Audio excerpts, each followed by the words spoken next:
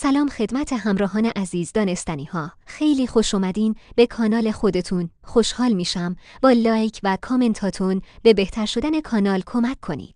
امروز می‌خواهیم راجع به موفق‌ترین و ثروتمندترین فرد جهان که رویاهای بسیار بزرگی داره و به نوعی ابر نابغه جهان امروز هست صحبت کنیم. آقای ایلان ماسک، متولد 28 ژوئن 1971 در آمریکا، مهندس، طراح صنعتی، مخترع و جزء 10 شخصیت تاثیرگذار در فناوری است. وی به عنوان یکی از ثروتمندترین افراد جهان شناخته می شود. او بنیانگذار شرکت‌هایی به نام‌های اسپیس و تسلا موتورز است. او هم اکنون مدیرعامل شرکت اسپیس است. ماسک همچنین در حال توسعه یک فناوری حمل و نقل با سرعت بالاست که تحت عنوان هایپرلوپ شناخته شده است. ماسک در یک خانواده 5 نفره در آفریقا به دنیا آمد. در سن 10 سالگی اولین رایانه شخصی خود کومودور VIC 20 رو خرید. ایلان ماسک علاقمند به برنامه نویسی شد و به تنهایی شروع به یادگیری برنامه نویسی کرد. در سن 12 سالگی با فروش بازی ویدئویی بلاستر که شخصاً آن را طراحی کرده بود $500 به دست آورد.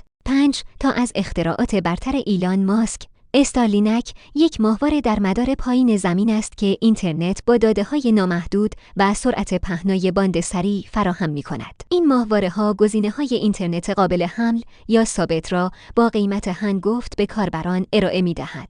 نورالینک که در سال 2016 توسط ماسک تأسیس شد، یک شرکت فناوری عصبی است که تراشه‌هایی برای ارتباط مغز و کامپیوتر تولید می‌کند که قابل کاشت در مغز است. همچنین گفته می شود که این فناوری قرار است بیماری‌های از جمله سر و زوال عقل را نیز درمان کند. استارشیپ یک فضاپیما با پتانسیل بالاست که توسط شرکت اسپیس ماسک توسعه یافته است. استارشیپ از 2 بخش تشکیل شده، یک موشک فوق سنگین و یک فضاپیما. این سفینه فضایی برای حمل، خدمه و بار طراحی شده و میتواند تا 150 تن وزن قابل استفاده مجدد و 250 تن وزن قابل مصرف را حمل کند. چیزی که استارشیپ را متمایز می‌کند این است که قابل استفاده مجدد است. تقویت کننده پس از جدا شدن دوباره وارد جو زمین می‌شود و میتواند دوباره در محل پرتاب فرود آید. X.com در واقع یک بانک آنلاین بود که در سال 1999 توسط ماسک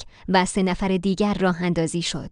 این تنها بانکی بود که کارمزد بر نمی داشت و برای جذب مشتریان جدید حتی پاداشهایی در نظر می گرفت. مهمتر از همه این که کاربران فقط با داشتن ایمیل گیرنده می توانستند پول جابجا کنند.